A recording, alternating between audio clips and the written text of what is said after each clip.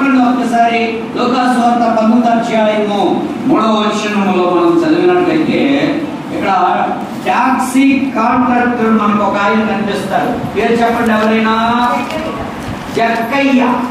ఏం పేరండి? జక్కయ్య కాదు, జక్కయ్య. జక్కయ్య. ఏ జక్కయ్య? పొట్టి జక్కయ్య. ఏ జక్కయ్య అమ్మా? పొట్టి జక్కయ్య. ఆయన ఊరి పేరు చెప్పండి. ఎరుకో పట్టణం. ఊరి పేరు ఏంటి? పేరు ఎరుకో పట్టణం. యేసు ప్రభు వారు ఆ రోజుల్లో ఆయన ఉన్న ఈ లోకంలో ఉన్న దినాల్లో అనేక గ్రామాలకు సువార్త చెప్పడానికి వెళ్ళేవారు. ఆయన అనేక మంది రోగులను ఆ సువార్త చెప్తున్నప్పుడు ఏం చేసేవారు? స్వస్థపరిచేవారు. దెయ్యాలు పట్టుకున్న వారిని విడిపించేవారు. మరి ప్రియారా పక్షవాయు రోగులను బాగు చేసేవారు. గుడ్డి వారికి చూపునిచ్చేవారు. గుడ్డి వారికి మరి మగవారిని బాగు చేశారు. అంతేకాదు చిన్న చిన్న ప్రసంగాల ద్వారా గొప్ప గొప్ప బోధలు చేసి ఆయన వాక్యం వినడానికి అనేక మంది, వేల మంది సంఖ్యలు వచ్చేవారు. ఆయన వెంబడించేవారు. ఒక్కొక్కసారి అయితే 2 రోజులు 3 రోజులు జనాలకు ఉన్నటువంటి ఆసక్తిని బట్టి యేసు ప్రభు వారు ఏం చేసేవారంటే 2 రోజులు 3 రోజులు కంటిన్యూస్ గా బోధించేవారు. రాత్రులు పగలు కూడా వాక్యం చెప్పేవారు. ఆ వాక్యం ఉంటున్న వారు ఆహారాన్ని మర్చిపోయేవారు, నీళ్లు మర్చిపోయేవారు, తిండి మర్చిపోయేవారు. దేవుని వాక్యాన్ని వింటూ ఆ వాక్యం ద్వారా వారి జీవితాలను ఎంతగానో సంతోషకరంగా ఉంచుకునేవారు. హల్లెలూయా. యేసు ప్రభు వారు ఎరుకో పట్టణానికి వస్తున్నప్పుడు యేసయ్యను చూడాలని చదవనమ్మా. 19:3 వచ్చిన లూకాసు వార్త 19:3. యేసు ఎవరు అని ఎవరు చూడగోరారు? జక్కయ్య చూడగోరను గాని ఏంటమ్మా? పొట్టివాడైనందున, జనులు గుంపుగా ఉన్నందున జక్కయ్య యేసయ్యను చూడలేకపోయాడు. ఆశ ఉంది, యేసయ్య దగ్గరికి వెళ్ళాలి, దేవుని మందిరానికి రావాలని ఆశ ఉంది. కానీ ఎవరేమనుకుంటారో. ఒక ఆవిడ వచ్చేది అనకాపల్లిలో చర్చికి. హ్యాండ్ బ్యాగ్ బయట పెట్టుకుని వచ్చిందండి. హ్యాండ్ బ్యాగ్ ఎక్కడికి వెళ్తుందని మరి అందరూ పోతారేమో భయం. బ్యాగ్ తగ్గించుకుంటే ఏ షాపింగ్కి వెళ్తుందో, ఏ షాప్లో ఏ బజార్లోకి వెళ్తుందని అనుకుంటారన్నా. ఎందులో పెట్టుకుని వచ్చిందండి బయట? Hand bag. ఎంతమంది ధైర్యంగా మీ బయట పట్టుకుని మీరు మనం రాగలుగుతున్నాం? హల్లెలూయా. సిగ్గుపడకూడదు దేవుని వాక్యం పట్టుకోవడానికి. సిగ్గుపడకూడదు. అలా ఈ బైబిల్ పట్టుకుని వెళ్తుంటే అమ్మో మీరు దేవుని పెట్టలమ్మా అని వాళ్ళకి తెలియాలి. వీరు యేసు ప్రభు పెట్టలమ్మా, యేసు ప్రభు భక్తులమ్మా అని తెలియాలి. అంతేగాని సంచిలో పెట్టుకొని మనం ఎప్పుడు కూడా దేవుని గ్రంథాన్ని పట్టుకుని బజార్కి వెళ్తున్నాం. బజార్ సామాన్లు అనుకుంటున్నారా? బైబిల్ సంచిలో పెట్టి రావడానికి బజార్లో మా కూరగాయలు అనుకుంటున్నారా? దేవుని వాక్యం ఎప్పుడు కూడా మన శంకులోనే ఉండాలి, మన చేతిలోనే ఉండాలి. హల్లెలూయా. హల్లెలూయా. ఎన్నోసార్లు చెప్పాను, అమ్మా ఇలా తేకూడదు, నువ్వు ఇలా బ్యాగ్లో పెట్టుకుని రాకూడదు. దేవుని మందికి ధైర్యంగా రావాలి. ఈ వాక్యమే కదా నీ వినికిడి లేని నీకు వినికిడి శక్తి ఇచ్చింది, అనారోగ్యంతో నీకు ఆరోగ్యం ఇచ్చింది, సంతానం లేని సంతానం ఇచ్చింది. వాక్యమే కదా, దేవుడే కదా. మరి అలాంటి దేవుడి గురించి నువ్వు ఎందుకు పట్టుకోవడానికి సిగ్గుపడుతున్నావు? ఈ వాక్యమే కదా బతికించింది, వాక్యమే కదా నెమ్మదిని ఇస్తుంది, వాక్యమే కదా సంతోషాన్ని ఇస్తుంది. ఈ వాక్యం పట్టుకోవడానికి ఎందుకమ్మా సిగ్గుపడుతున్నావు? హల్లెలూయా. దేవునికి స్తోత్రాలు కలుగుతుంటారు. చాలా మంది దేవుని బిడ్డలారా దేవుని మందిరానికి రావడానికి, దేవుని చూడాలని ఆశతో రావడానికి సిగ్గుపడుతున్నారు. జక్కయ్యకైతే మరి జక్కయ్యకైతే అలాంటిది ఏమీ కూడా లేదు. కాకపోతే మరుగుజ్జోడు అవడం వల్ల ఏమిటమ్మా కొంతమంది అనుకుంటారండి, ఇంతే ఉంటారు. ఏసు మాత్రం పేరు మామూలు ఉండేవాడు. నా చిన్నప్పటి నుండి నేను చూస్తాను. నా చిన్నప్పటి నుండి నేను సండే స్కూల్కి వెళ్తున్నప్పటి నుండి నాకు తెలుసు, ఎప్పటికీ కూడా ఇంతే ఉన్నాడు. తిండి తినలేదా అంటే తిండి తింటాడు.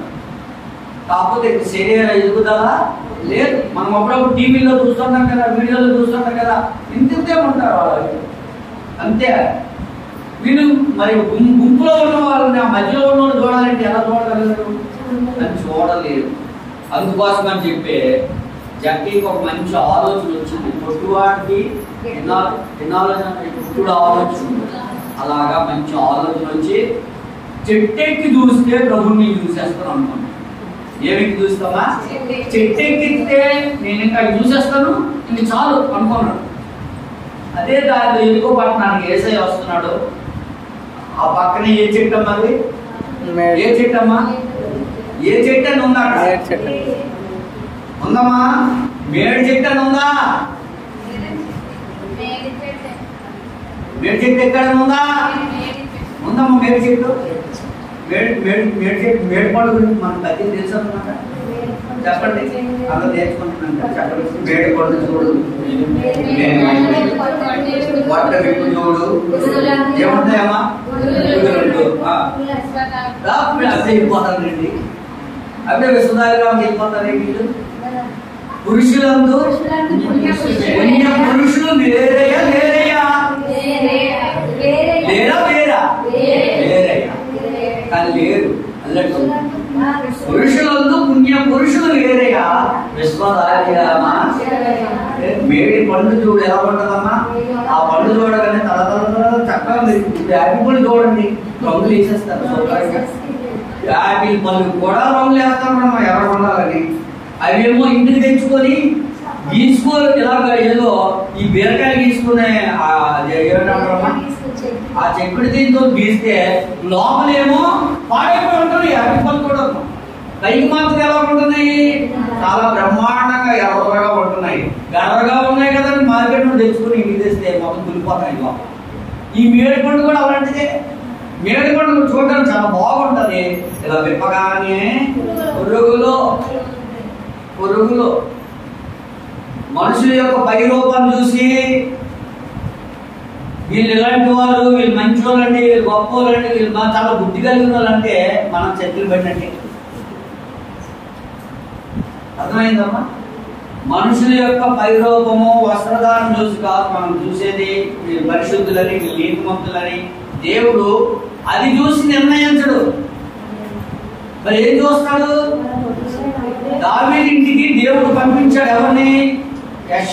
దావీదు ఇంటికి సమూయేలు ప్రవక్తను పంపించాడు. యెషయా ఇంటికి ఎవరిని రాజుగా చేయడానికి? దావీదునే రాజుగా అభిషేకించమంటే ఈ సమూయేలు ఏమనుకుంటాడంటే, అన్నదమ్ములు చూసి, దావీదు అన్నదమ్ములు చూసి, వారి ఎత్తును చూసి, వారి భుజబలాలు చూసి, వారి శరీర బలాలు, దారుఢ్యాలు చూసి వీళ్ళే అభిషేకించబడి రాజుకి అల్లులు అనుకున్న అభిషేకించబోతుంటే దేవుడు అంటాడు, సమూయేలు నీవేమో మనుషుల యొక్క పైరూపాన్ని చూస్తున్నావు, కానీ నేను వారి పైరూపాన్ని చూడట్లేదు, నేను వారి హృదయాన్ని, అదే వాటికి కూడా బట్టి అర్థమేనమ్మా, హృదయమును చూడాలి. మరి ఎవరి హృదయాన్ని చూశాడు? అందరి హృదయాలు మేడుకొండలాగే ఉన్నాయి. పైకేమో తలతలగా మెరిచిపోయాయి, గొప్పగానే పురుగులు ఉన్నాయి అందరి హృదయాలు. కానీ మరి ఎవరి హృదయం బాగుందంటే ఇంకొకరు ఉండిపోయాడు. ఆయన చెప్పట్లేదు, అసలేదు తండ్రి చెప్పట్లేదు, తల్లి చెప్పట్లేదు, అన్నదమ్ములు చెప్పట్లేదు. ఇంకా ఎవరైనా ఉన్నారా అని సమూయేలు అడిగితే అప్పుడు చెప్తున్నాడు. అడిగితే అడసారి వాడు ఒకడు ఉన్నాడు, వాడేమో గొర్రెలు కాసుకుంటున్నాడు, వెంటనే వాడిని రప్పించండి అని చెప్పంటే దావీదుని తీసుకొస్తే వెంటనే ఇతడు నేను కోరుకున్నవాడు అన్నాడు దేవుడు.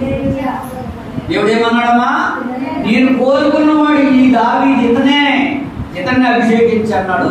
వెంటనే సమూయేలు అతన్ని అభిషేకించేస్తాడు, రాజుగా చేస్తాడు. హల్లెలూయా. మనుషుల రూపాన్ని దేవుడు చూడడు, హృదయ అంతరంగాన్ని దేవుడు చూస్తాడు. దేవుడు మరి మనం ఇక్కడ చూస్తున్నప్పుడు ఆ మేడి చెట్టు ఎక్కాడు జక్కయ్య. చెట్టు మళ్ళా ఇంకేమనుకుంటాడంటే ఎవరు నన్ను చూడకూడదు అనుకుంటాడు. ఆకులు పప్పుకుంటున్నాడు. ఆ మేడి చెట్టు మీద చీమలు ఉంటాయమ్మా, చీమలు పొడవుకుంటాయి, గుట్టేసుకుంటాయి. ఆ బాధలన్నీ భరిస్తాడు. ఎవరిని చూడడానికి? యేసయ్యని చూడాలంటే అంత ఈజీ కాదు. చాలా మంది అనుకుంటారు, యేసయ్య నాకు కనిపించవా ఒకసారి, యేసయ్య నేను చూడాలని ఆశ ఉందయ్యా, పాటలు పాడతాం కదా. కానీ యేసయ్య అంత ఈజీగా కనపడతాడు. యేసయ్య కోసం మన మోకాలు అరగాలి, ఉపవాసం చెయ్యాలి, ప్రార్థన చెయ్యాలి, ఆయనతో మాట్లాడాలంటే. ఆయన్ని దర్శించాలంటే, ఆయన స్వరాన్ని వినాలంటే, ఆయన స్వరూపాన్ని నీవు చూడాలంటే నీ మోకాలు అరగాలి, నీ మోకాళ్ళు బండ తేవాలి, ఉపవాసాలు చేయాలి, ప్రార్థన చేయాలి, పరిశుద్ధమైన జీవితాన్ని కలిగి ఉండాలి. ఆయన చూడాలంటే అంత సులువు కాదమ్మా. యేసయ్యా నాకు కనిపించు ప్రభు ఒకసారి అంటే కనిపించేసేవాడు కాదమ్మా. నీవెంత ఆసక్తి కలిగి ఆయన కోసం ఆశపడి ప్రార్థన చేసుకొని ఎన్నో దినాలు దేవుడు నలుగుతూ ఆయన స్వరూపంలోకి వస్తావో అప్పుడు మాత్రమే ఆయన మనము చూడగలుగుతాం తప్ప లేదంటే ఆయన స్వరూపాన్ని కూడా మనము చూడలేము, ఆయన స్వరాన్ని కూడా మనము వినలేము. ఇంకా చెప్పారా జకరియా ఆయన శరీర రీతిగా ఈ భూమి మీద ఉన్న దినాల్లో యేసు ప్రభువుని చూడాలని ఆశ కలిగి ఉన్నాడు. చెట్టు ఎక్కాడు, చెట్టు మీద కూర్చుంటుండగా యేసు ప్రభు వారి ఆ దారిలో వచ్చి చెట్టు దగ్గర ఆగాడు. చెట్టు దగ్గర ఆగినప్పుడు పైకి దోస్తాడు. చెట్టు మీద ఎవరైనా ఉన్నారని చెప్పారా? ఎవరు చెప్పలేదు. యేసయ్య చూస్తున్నాడు, చూసి అన్నాడు, జకరియా త్వరగా దిగో, నేడు నేను ఇంటికి వస్తానన్నాడు. జకరియా పేరు ఎవరైనా చెప్పారమ్మా యేసయ్యకి? ఇక్కడ కూర్చున్న మనందరి పేర్లు దేవుడికి తెలుసు. అమ్మా నీ చిన్నప్పుడు నీ ఏం పేరు పెట్టి పిలిచేవారు నీకు? మేము నీ పేరు ముద్దు పేరు పెట్టి, చిన్నప్పుడు నీకు ఏ పేరు పెట్టారో, ఇప్పుడు పెద్ద అయ్యాక నువ్వు ఏ పేరు మార్చుకున్నావో, ఫ్యూచర్లో పరలోకంలో కొత్త పేరు దేవుడు పెడతాడు. ఆ పేరేంటో దేవుడికి అన్నీ తెలుసు. హల్లెలూయా. అర్థమవుతుందా? నువ్వు కూర్చోవడం తెలుసు, నువ్వు నిలబడడం తెలుసు, నువ్వు ఎక్కడికి వెళ్తున్నావో తెలుసు, ఇప్పుడు ఇక్కడ కూర్చొని నువ్వు ఏం ఆలోచిస్తున్నావో దేవుడికి తెలుసు. అర్థమైందా? మనం ఏం చేస్తున్నామో సమస్తం కూడా దేవుడికి తెలుసు.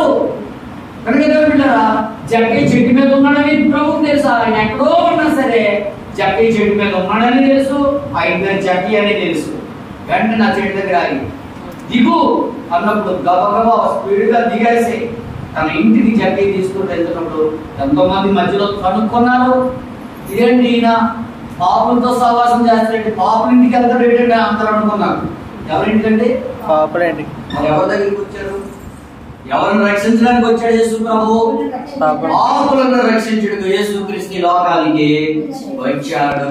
హల్లెలూయా. ఎవరేమనుకున్నా పాటించుకోలేదు. యేసు ప్రభు ఒక చెవులు అంటున్నారా, అది అలా పక్కనే వచ్చేసారు. ఎందుకో తెలుసా? జక్కీని ఎలాగైనా రక్షించాలి, తన ఇంటి వారిని రక్షించాలి. ఇది ప్రభు యొక్క ఆశ. ఇంకా ప్రభు నేరుగా జక్కీ ఇంటికి వచ్చారు. కూర్చున్నారు, సోఫాలో కుర్చీలు వేశారు, కూర్చున్నారు. కూర్చున్న వెంటనే యేసు ప్రభు వచ్చి కూర్చున్నారో లేదో జక్కీ వచ్చి అంటున్నాడు ఇంట్లో నుండి. వెంటనే అంటున్నాడు, ఆయన చూపించిన ప్రేమ, ఆయన మాట్లాడిన మాటలో ఉన్న ఆప్యాయత, ఆయన తగ్గించుకున్న తగ్గింపు కలిగిన జీవితము, ఇదంతా జక్కయ్య గమనించి ఐశ్వర్యవంతుడైన ధనవంతుడైన ఒక కాంట్రాక్టర్, గొప్ప కాంట్రాక్టర్ అయినా సరే అదేవి పక్కన పెట్టాడు. వచ్చి ప్రభు పాదాల మీద ముందు మోకరించి అంటున్నాడు, అయ్యా ఇప్పటి వరకు నేను ఎంతమంది దగ్గర అయితే అన్యాయంగా డబ్బులు తీసుకున్నాను, వారికి మరలా నేను 400 ఇచ్చేస్తాను. ఆ మాట ఎప్పుడైతే జక్కయ్య నోటి వచ్చిందో ప్రభు అంటున్నారు, ఇతడు అబ్రహాము యొక్క కుమారుడే, నేడు ఈ ఇంటికి రక్షణ వచ్చింది, నశించిన దాన్ని వెదకి రక్షించడానికి మనిషి కుమారుడు ఈ లోకానికి వచ్చానని 19 లూకాసు వార్త 10వ వచనంలో ఉంటాడు. హల్లెలూయా. కనుక నశించిపోతున్న జక్కయ్య కుటుంబాన్ని యేసయ్య ఏం చేశాడమ్మా? రక్షించాడు. హల్లెలూయా. ఆయన నామములో రక్షణ ఉంది, ఆయన నామములో స్వస్థత, రోగులకు స్వస్థత, ఆయన నామములో రక్షణ, ఆయన నామములో పాప క్షమాపణ, విడుదల కలుగుతుంది. హల్లెలూయా. దేవునికి స్తోత్రము. అందుకే గొప్ప దేవుడు అండి, సర్వాధికారి అయిన దేవుడు. దేవుడరా, అందుకే మనం చదువుకున్న మలాకి 4:2 దగ్గరికి రండి. మళ్ళా ఆయన నామమందు భయభక్తులు గలవారికి. హల్లెలూయా. ఎవరికండి? భయభక్తులు. ఎవరైతే ఆయన నామందు భయభక్తులు ఉంచుతారో వారిని, వారి కుటుంబాన్ని, వారి బిడ్డలు దీవిస్తాడు. వారి చేతుల కష్టాన్ని కూడా దేవుడు సాక్ష్యం ఇచ్చాడు బైబిల్లో ఒక వ్యక్తి గురించి.